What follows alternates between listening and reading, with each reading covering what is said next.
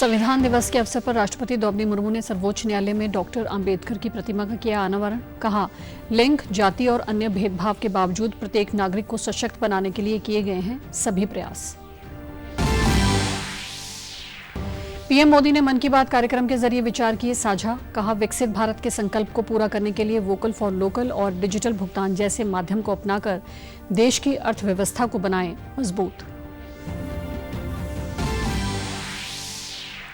हरियाणा के मुख्यमंत्री मनोहर लाल ने वृद्धावस्था सम्मान भत्ता न लेने वाले वरिष्ठ नागरिकों से किया संवाद। कहा, आपके त्याग की बदौलत साल भर में बचे 100 करोड़ रुपए जरूरतमंद लोगों की मदद में करेंगे खर्च। और करनाल के राष्ट्रीय डेयरी अनुसंधान संस्थान में आज मनाया गया राष्ट्रीय दुग्ध दिवस। इस दौरान श्वेत क्रांति के जनक डॉक्टर वर्गीस कुरियन को दी गई श्रद्धांजलि। देश भर में आज संविधान दिवस मनाया जा रहा है। संविधान दिवस के इस मौके पर राष्ट्रपति द्रौपदी मुर्मू ने आज सुप्रीम कोर्ट में संविधान निर्माता डॉक्टर भीमराव अंबेडकर की प्रतिमा का अनावरण किया। मुख्य न्यायाधीश जस्टिस डीवाई चंद्रचूड़ की पहल पर विधि वक्ता डॉक्टर अंबेडकर की प्रतिमा का अनावरण किया गया। गौरतलब है कि 26 नवंबर 1949 का दिन स्वतंत्र भारत के इतिहास का बड़ा ऐतिहासिक दिन था। इसी दिन संविधान बनकर पूरा हुआ और इसे अपनाया गया। इसी दिन की याद में हर साल 26 नवंबर को संविधान दिवस मनाया जाता है। राष्ट्रपति द्रौपदी मुर्मू ने सुप्रीम कोर्ट में आयोजित एक कार्यक्रम में भी हिस्सा लिया। कार्यक्रम में राष्ट्रपति ने सर्वोच्च न्यायालय की वार्षिक रिपोर्ट 2022-23 जारी की। इसके साथ ही उन्होंने सर्वोच्च न्यायालय की ई पहल का शुभारंभ, virtual justice clock Hindi, ESER और फास्टैग संस्करण 2.0 को भी लॉन्च किया। कार्यक्रम को संबोधित करते हुए राष्ट्रपति ने कहा कि लिंग, जातीय और अन्य भेदभाव के बावजूद प्रत्येक नागरिक को सशक्त बनाने के लिए सभी प्रयास किए गए हैं।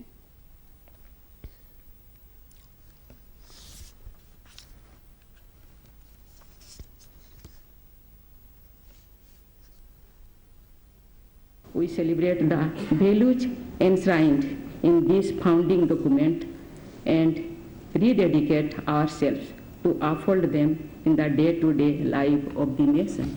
What are these values? They are justice, liberty, equality, and fraternity, which are specially highlighted in the preamble. These are the principles on which we have agreed to conduct ourselves as a nation. All possible efforts have been made to empower every citizen, irrespective of gender, caste, creed, and other distinctions. उन्होंने नारी शक्ति का जिक्र करते हुए कहा कि राष्ट्रपति, प्रधानमंत्री और लोकसभा अध्यक्ष सहित अन्य पदों पर भी महिलाएं काबिज हुई हैं। इस दौरान कानून मंत्री अर्जुन राम मेघवाल ने भी कार्यक्रम को संबोधित किया। उन्होंने कहा कि आज दुनिया में हमें बहुत उम्मीदों से देखा जा रहा है। पूरे सामर्थ्य से देश आगे बढ़ रहा है। इसके पीछे सबसे बड़ी ताकत हमारा संविधान है। इस मौके पर भारत के मुख्य न्यायाधीश डीवाई चंद्रचूड़ ने कहा कि लोगों का विश्वास न्यायपालिका में है। वहीं हरियाणा के मुख्यमंत्री मनोहर लाल ने भी प्रदेशवासियों को संविधान दिवस की शुभकामनाएं दी हैं। उन्होंने सोशल मीडिया एक्स पर कहा कि संविधान भारतीय लोकतंत्र की आत्मा है तथा संवैधानिक मूल्यों का बोध होना हर नागरिक के लिए आवश्यक है। वर्ष 2015 से 26 नवंबर को प्रतिवर्ष संविधान दिवस मनाए जाने से भारत के नागरिकों में अपने अधिकारों के प्रति सजगता आई है तथा राष्ट्रीय दायित्वों के प्रति उत्तरदायी होने की जागरूकता भी आई है। प्रधानमंत्री नरेंद्र मोदी ने मन की बात कार्यक्रम की 107वीं कड़ी में आज देश विदेश के लोगों के साथ अपने विचारों को साझा किया। इस कार्यक्रम का आकाशवाणी और दूरदर्शन के समूचे नेटवर्क पर प्रसारण किया गया। प्रधानमंत्री ने देश भर में आज मनाए जा रहे संविधान दिवस पर संविधान निर्माता डॉक्टर भीमराव अंबेडकर को भी याद किया। पीएम ने देशवासियों को संविधान दिवस की शुभकामनाएं देते हुए विकसित भारत के संकल्प के पूरा होने की उम्मीद जताई। उन्होंने कहा कि संविधान के 44वें संशोधन के माध्यम से आपातकाल के दौरान की गई गलतियों को सुधारा गया था। 1950 में संविधान लागू होने के बाद भी अब तक कुल 106 बार संविधान संशोधन किया जा चुका है। समय, परिस्थिति, देश की आवश्यकता को देखते हुए अलग अलग सरकारों ने अलग अलग समय पर संशोधन किए, लेकिन ये भी दुर्भाग्य रहा कि संविधान का पहला संशोधन फ्रीडम ऑफ स्पीच और फ्रीडम ऑफ एक्सप्रेशन के अधिकारों में कटौती करने के लिए हुआ था। वहीं संविधान के 44वें संशोधन के माध्यम से इमरजेंसी के दौरान की गई गलतियों को सुधारा गया था।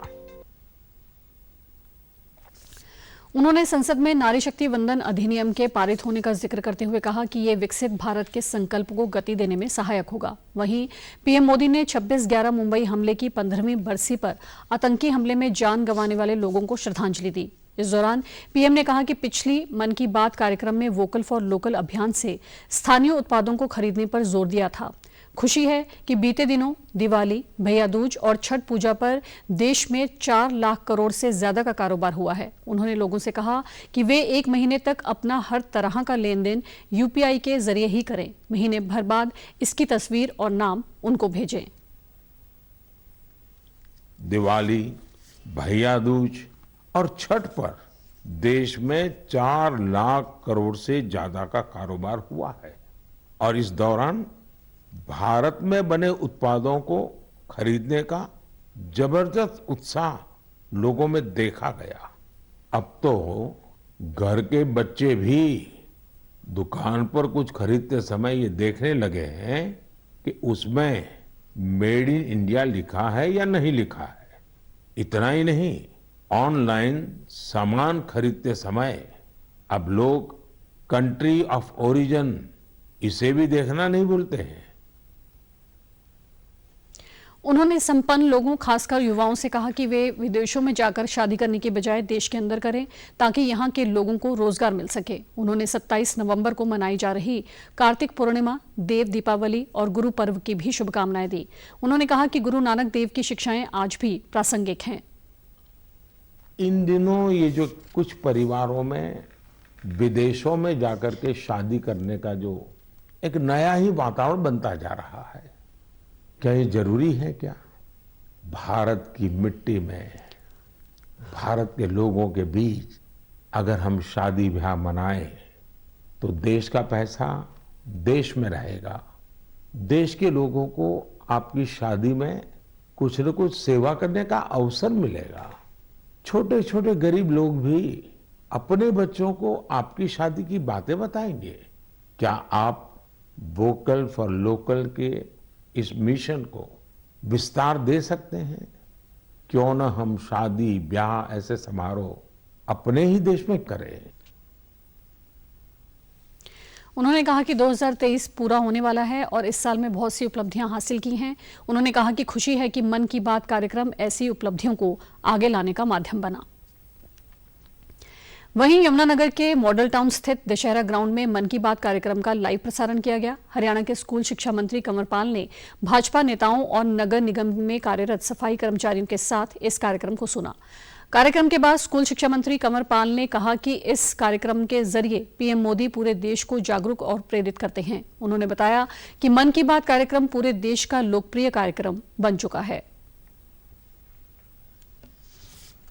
प्रधानमंत्री जी इसमें किसी प्रकार की पॉलिटिक्स की बात नहीं है, क्योंकि जो लोग उन्होंने अच्छा काम किया, चाहे वो स्वच्छता के लिए अगर कोई काम कर रहा है उसके लिए, या कोई शिक्षा देने के लिए काम कर रहा है उसके लिए, चाहे कोई पानी बचाने के लिए काम कर रहा है उसके लिए, कोई पर्यावरण के लिए काम कर रहा है उसके लिए, और कोई गरीब व्यक्ति की मदद करने के लिए काम कर रहा है। मतलब जो भी लोग अपने अपने क्षेत्र में अच्छे काम करते हैं तो उनका मान्य प्रधानमंत्री जी भी करते हैं। जैसे हमारे यहाँ एक लड़की है, क्योंकि हम तो यही रहते हैं, हमें भी ध्यान नहीं है, लेकिन मैंने प्रधानमंत्री ने उनका जिक्र किया कि किस प्रकार से उन्हें शिक्षा ग्रहण की, उसके बाद किस प्रकार से बच्चों की मदद करनी। हमारे यहाँ एक शहद का उत्पादन करते हैं किसान, तो बहुत सफल है। हमारे प्रधानमंत्री जी मन की बात करूंगा, उनकी बात ऐसे और भी कई ऐसे काम है जिनकी चर्चा मैंने प्रधानमंत्री, मैं समझता हूँ इससे लोगों को बड़ी प्रेरणा मिलती है। और देश को अगर नंबर 1 बनाना, देश को आगे लेके जाना, तो उसके लिए जरूरी है कि देश के सभी लोगों में इस प्रकार की प्रेरणा से एक भाव। मन की बात कार्यक्रम के उपरांत स्कूल शिक्षा मंत्री ने आयुष्मान चिरायु योजना के 50 लाभार्थियों को कार्ड भी वितरित किए। हरियाणा के मुख्यमंत्री मनोहर लाल ने कल करनाल से सीएम की विशेष चर्चा कार्यक्रम के तहत ऑडियो कॉन्फ्रेंसिंग के द्वारा सहमति से वृद्धावस्था सम्मान भत्ता न लेने वाले वरिष्ठ नागरिकों से सीधा संवाद किया। इस दौरान मुख्यमंत्री ने कहा कि आप सभी ने वृद्धावस्था सम्मान भत्ते के पात्र होते हुए भी उसे लेने से इनकार कर दिया है, ताकि उस पैसे का उपयोग दूसरों के कल्याण के लिए किया जा सके। ऐसे करीब 40,000 लोग हैं। आपके त्याग से साल भर में करीब 100 करोड़ रुपए की बचत हुई है। आप जैसे लोग देश व समाज की सच्ची शक्ति हैं। उन्होंने बताया कि 1 जनवरी 2024 से वृद्धावस्था पेंशन की राशि बढ़ाकर सरकार ने 3,000 रुपए करने की घोषणा की हुई है।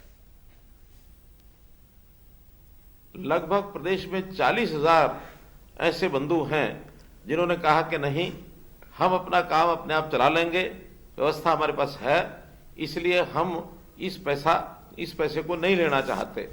जैसे अभी हम जानते हैं कि 2750 रुपया प्रति मास ऐसे बुजुर्ग भाइयों बहनों को मिलता है जिनकी आयु 60 वर्ष के ऊपर होती है और जिनकी पति पत्नी की आय 3 लाख रुपया या इससे कम होती है। और जैसा अगले महीने से अर्थात जनवरी से ये राशि 2750 के बजाय और 3,000 रुपया महीना होने वाली है। बहुत संतोष मुझे हो रहा है कि त्याग और समर्पण का भाव इस आयु में आकर के विशेष लोगों में ही होता है। तो आप लोगों ने ये जो काम करके दिखाया है, मैं पुनः आपको बधाई देना चाहता हूं।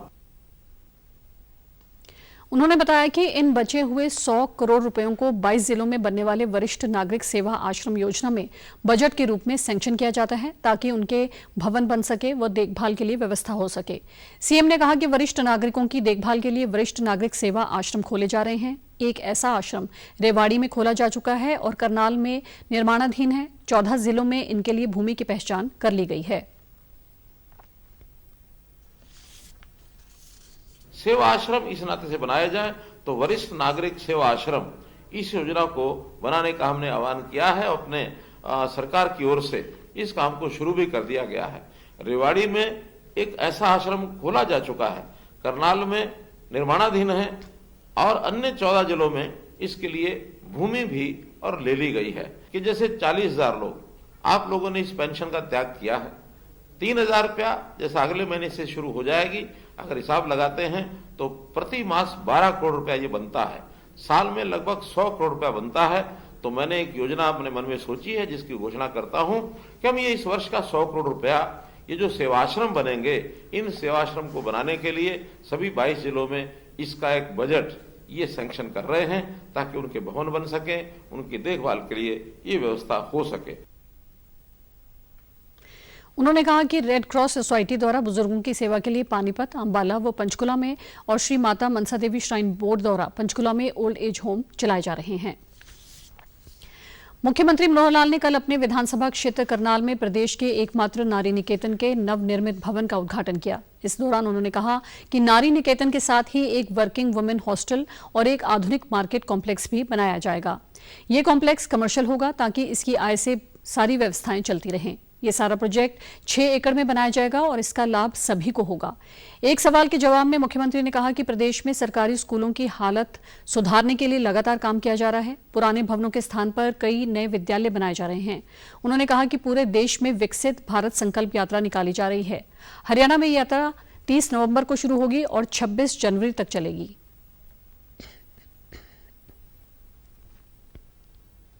आपको पता है कि हरियाणा में 14,500 स्कूल हैं और 14,500 स्कूल पुराने भी हैं, नए भी हैं। इतने पुराने भी हैं उसमें जो 1962 के भी स्कूल ऐसे बने हुए हैं। उनकी बिल्डिंग सा नई बिल्डिंग बनाने के लिए, नए कमरे बनाने के लिए सारा प्रपोजल चल रहा है। जहाँ जहाँ इंफ्रास्ट्रक्चर कम था उसको हमने बनाना शुरू किया। लेकिन ये जो एफिडेविट जिसके आधार पर कोर्ट ने कहा है, ये मई का कोई एक एफिडेविट था, आज से 6 महीने पहले का। उसके बाद काफ़ी कुछ सुधार किया जा चुका है। 14 तारीख को डेट लगी है। 14 तारीख को वर्तमान जो स्थिति है वो सारी हम बताएंगे। संकल्प यात्रा सारे देश भर में ये चलेगी। अपना देश 25 साल जब हमारे अमृतकाल के हो जाएंगे 2047 तक, देश की आज़ादी के 100 साल तक, ये देश अभी प्रगतिशील है, प्रगत राष्ट्र, डेवलप्ड कंट्रीज के क्लब में आ जाए। इस प्रकार से सारे जनता को जागरूक करने के नाते हर किसी को अपनी जिम्मेदारियां, अपनी ड्यूटी ये निभानी है। इस दौरान महिला एवं बाल विकास विभाग की जिलाधिकारी रीना रानी ने कहा कि आधुनिक सुविधाओं को देखते हुए ये नया भवन बनाया है। इसमें महिलाओं और लड़कियों के लिए अलग से काउंसलिंग रूम बनाया गया है। इसके अलावा वोकेशनल ट्रेनिंग देने के लिए भी अलग से व्यवस्था की गई है। इस बिल्डिंग में हर तरह की उन सुविधाओं को ध्यान में रखते हुए ये अच्छे से तरीके से बनाई गई है, जिसमें हर तरह से बच्चे अगर रहने की उनकी अच्छे से अलग व्यवस्था है, उनकी काउंसलिंग रूम अलग से बनाया गया है। अगर उनको कोई वोकेशनल ट्रेनिंग देनी है, सिलाई कर सिखानी है, कढ़ाई बुनाई, ब्यूटी पार्लर का यहाँ पे सारा लैब, कंप्यूटर लैब अलग से बनाई गई है और हर तरह की यहाँ पर उन सुविधाओं को देखते हुए यहाँ पर ये नई बिल्डिंग बनाई गई है। जनवरी 2022 में पंजाब में फिरोजपुर के दौरे के दौरान प्रधानमंत्री नरेंद्र मोदी की सुरक्षा में चूक मामले में तत्कालीन एसपी गुरबिंदर सिंह संघा को सस्पेंड कर दिया गया है। पंजाब सरकार के गृह मामले एवं न्याय विभाग की ओर से डीजीपी की रिपोर्ट के बाद ये फैसला लिया गया है। सस्पेंशन के दौरान उनका मुख्यालय चंडीगढ़ डीजीपी दफ्तर होगा और बिना इजाजत उनके मुख्यालय छोड़ने पर पाबंदी रहेगी। संघा वर्तमान समय में बठिंडा में बतौर एसपी तैनात हैं। उल्लेखनीय है कि 5 जनवरी 2022 को प्रधानमंत्री नरेंद्र मोदी अपने पंजाब दौरे के दौरान हुसैनीवाला बॉर्डर पर जा रहे थे। रास्ते में किसानों के जाम लगा देने से उनके काफिले को फ्लाईओवर पर करीब 20 मिनट तक रुकना पड़ा था। प्रधानमंत्री की सुरक्षा में लापरवाही पर सुप्रीम कोर्ट द्वारा गठित जांच कमेटी की रिपोर्ट में तत्कालीन मुख्य सचिव अनिरुद्ध तिवारी और डीजीपी सिद्धार्थ चट्टोपाध्याय को आरोपी करार दिया गया था। इस रिपोर्ट के आधार पर केंद्र ने पंजाब सरकार को दोषी अधिकारियों के खिलाफ कार्रवाई करने के लिए पत्र लिखा था। भिवानी जिले के गांव गिगनाऊ में इंडो इजराइल कृषि परियोजना के अर्धशुष्क बागवानी उत्कृष्टता केंद्र पर 2 दिवसीय बागवानी मेले का आयोजन किया जा रहा है। इस मेले का उद्घाटन प्रदेश के कृषि एवं पशुपालन मंत्री जेपी दलाल ने किया। कृषि मंत्री ने सभी स्टॉलों का अवलोकन किया और ड्रोन से स्प्रे करने के प्रदर्शन को भी बारीकी से देखा। मेले में हजारों किसानों ने पहले दिन कृषि, बागवानी, सब्जी उत्पादन, पशुपालन, खजूर की खेती के बारे में जानकारी ली। यहां कृषि विभाग द्वारा ड्रोन, नैनो यूरिया का प्रदर्शन किया गया है और आधुनिक उपकरणों के प्रदर्शन के लिए 60 स्टॉल भी लगाई गई हैं। इस अवसर पर कृषि मंत्री ने कहा कि धान एवं गेहूं के फसल चक्र से भूमि का जलस्तर निरंतर घटता जा रहा है। किसानों को ड्रिप इरिगेशन, फव्वारा सिस्टम को अपनाना चाहिए, इससे पानी की बचत होती है। उन्होंने कहा कि धान के स्थान पर बागवानी एवं अन्य फसलों की खेती करने पर मेरा पानी मेरी विरासत के अंतर्गत किसानों को प्रोत्साहन राशि दी जा रही है।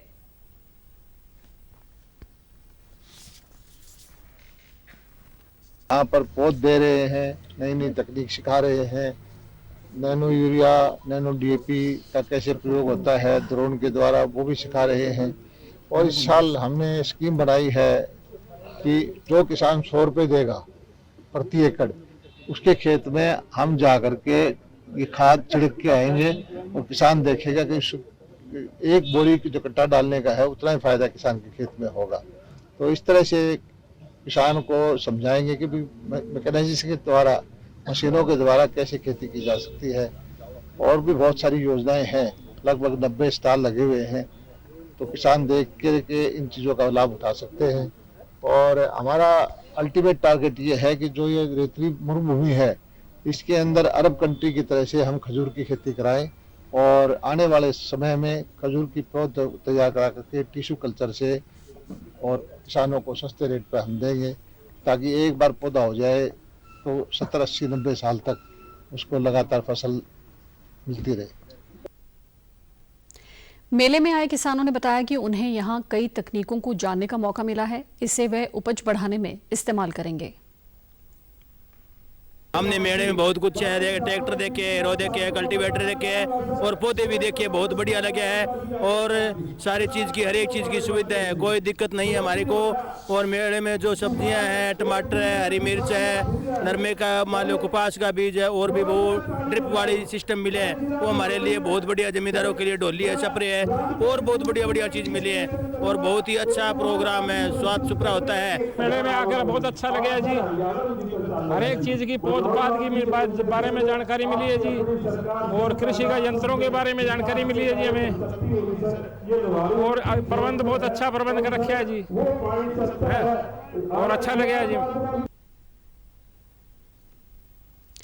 करनाल के राष्ट्रीय डेयरी अनुसंधान संस्थान में आज राष्ट्रीय दुग्ध दिवस मनाया गया। इस अवसर पर संस्थान के निदेशक डॉक्टर धीर सिंह ने संस्थान के वैज्ञानिकों और छात्रों के साथ श्वेत क्रांति के जनक डॉक्टर वर्गीस कुरियन को याद किया और उन्हें श्रद्धांजलि दी।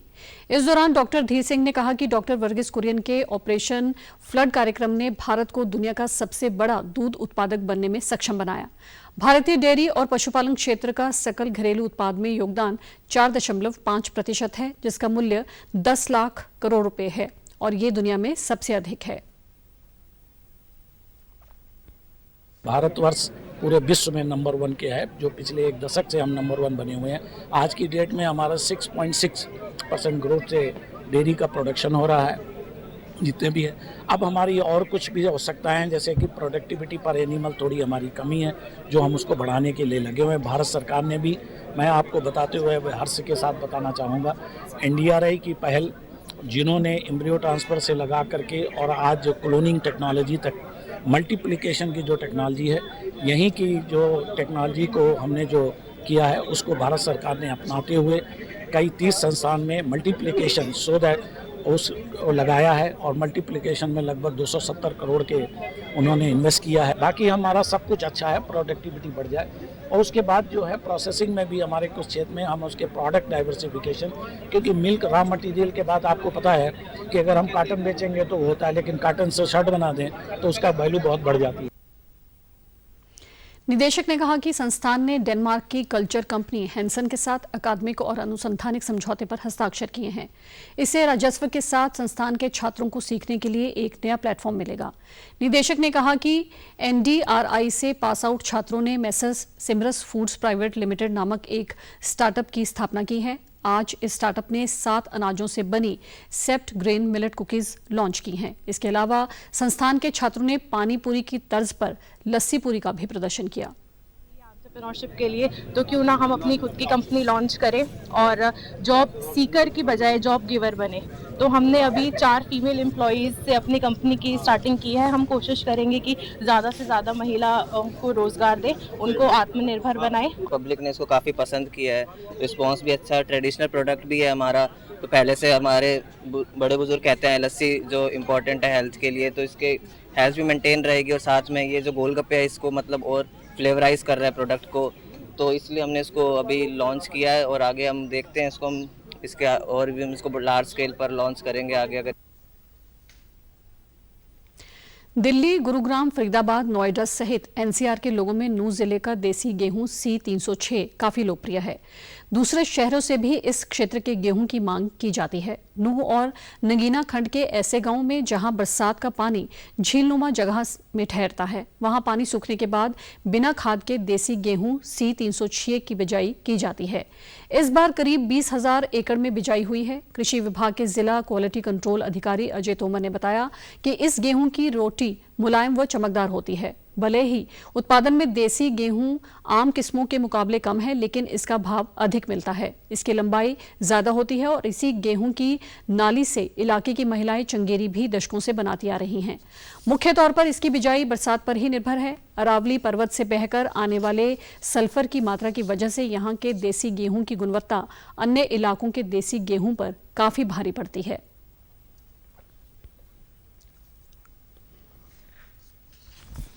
25 अक्टूबर से हमारी बिजाई जो है सबसे शुरू में C306 की बिजाई करता है किसान में, क्योंकि हमारे यहाँ पे कई गांव ऐसे हैं जैसे चंदेनी है, बड़का है और 2-3 गांव है इधर, इनका प्रसिद्ध भी है 306 गेहूं की वैरायटी।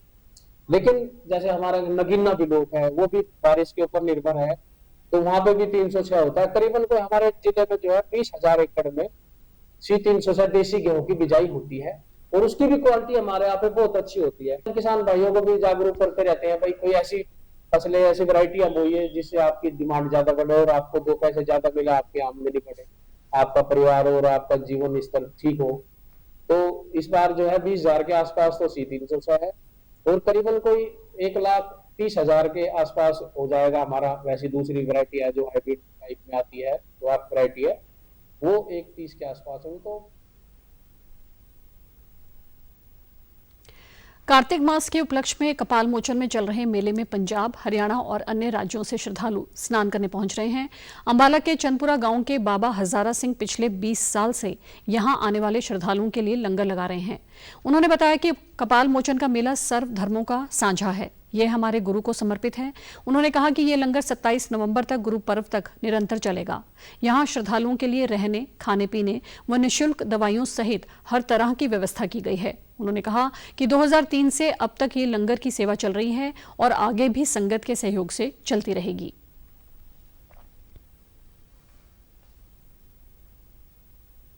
कपाल मोचन का मेला है, ये सर्व सांझे धर्मों का है, सब धर्मों का है। और दूसरा हमारे गुरु नानक देव जी के जन्मदिन को समर्पित है। ये संगतों के लिए, जो संगतें कपाल मोचन मेले पर जा रही हैं, उनके लिए फ्री दवाई सेवा, फ्री लंगर, फ्री चाय पानी का इंतजाम, और किसी तरह के किसी भी यात्री को किसी तरह की कोई ज़रूरत है पैसे की या वैसे आने जाने का कोई साधन ना हो, उनकी हर तरह से मदद की जा रही है। और ये लंगर 24 तारीख से 27 तारीख तक गुरुपुरब के दिन तक निरंतर चलेगा 24 घंटे। और पिछले लगभग 2003 से पूरे 20 साल हो गए इसको चलते।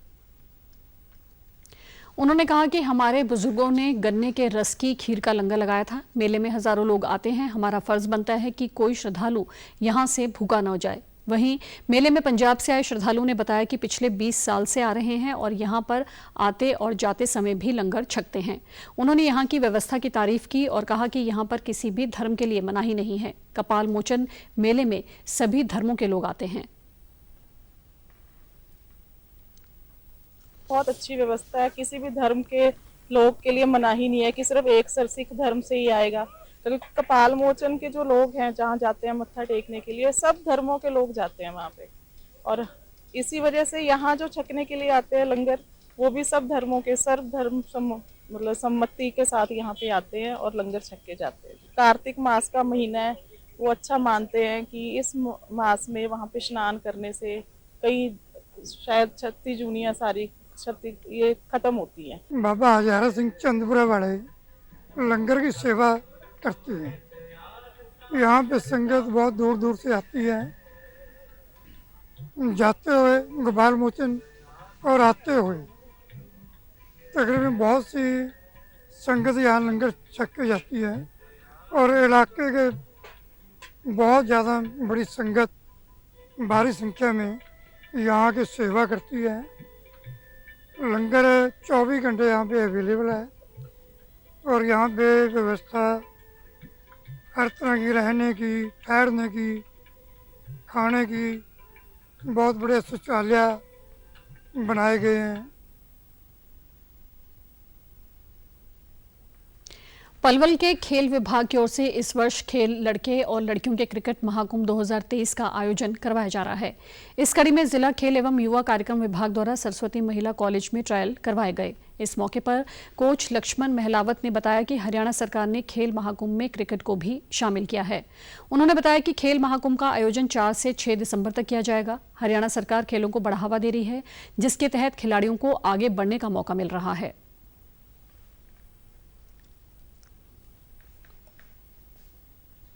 इसको शामिल करने का एक दूसरा उद्देश्य ये है कि अब आने वाले जो ओलंपिक गेम्स हैं 2028 में जो ओलंपिक्स गेम होंगे उसमें क्रिकेट को शामिल कर लिया गया है। और कॉमनवेल्थ और एशियन गेम में क्रिकेट ऑलरेडी स्टार्ट हो चुका है। इसके आधार पर आज यहाँ पे बॉयज़ और गर्ल्स दोनों का ट्रायल रखा गया है। इसका उद्देश्य यही है कि बच्चों को खेलों के प्रति जागरूक किया जाए और जो फालतू फंड की जो चीज़ें हैं, जैसे आजकल बच्चा नशे के आदी हो जाते हैं, उन सबसे दूर रहें और अपने पढ़ाई के साथ साथ फिट भी रहें। क्रिकेट खिलाड़ियों ने बताया कि हरियाणा सरकार द्वारा खेलों महाकुंभ में पहली बार क्रिकेट को शामिल किया गया है, जिसके ट्रायल लिए जा रहे हैं। इसे लेकर खिलाड़ियों में जोश व उत्साह भरा हुआ है। सरकार के इस निर्णय से खिलाड़ियों को आगे बढ़ने का मौका मिलेगा। भारत की महिला क्रिकेट टीम से उन्हें काफी कुछ सीखने को मिलता है। यहाँ पे खेल महाकुंभ में क्रिकेट का आयोजन किया गया है पहली बार। पहले क्रिकेट नहीं था, अब की बार किया है। 2028 में ओलंपिक आएंगे उनके तहत। तो हमारे सरस्वती कॉलेज महिला कॉलेज में एकेडमी है, तो उसमें आज क्रिकेट का ट्रायल हो रहा है। इसमें हमें चयनित किया गया है, जिसके लिए हम स्टेट खेलेंगे। इस बार खेलों महाकुंभ में क्रिकेट को शामिल किया गया है, वो हमारे लिए बहुत गौरव की बात है। हमें आगे बढ़ने का मौका मिलेगा, हमें आगे लेवल पे पहुंचने का मौका मिलेगा। हम मेहनत करते हैं, मुझे लगभग यहाँ पे 1 साल हो गया है मेहनत करते हुए लक्ष्मण सर के अंडर। और इसके बाद हम डिस्ट्रिक्ट खेलने जाएंगे मैचेस, फिर वहाँ पे हम अच्छा खेलेंगे तो स्टेट में चांस मिलेगा। और इंडियन वुमेन्स में काफ़ी अच्छा हमें सीखने को मिलता है उनसे, जैसे जुलमन गोस्वामी, सैफाली वर्मा, बहुत सारे हैं। समाचारों में आज इतना ही। नमस्कार।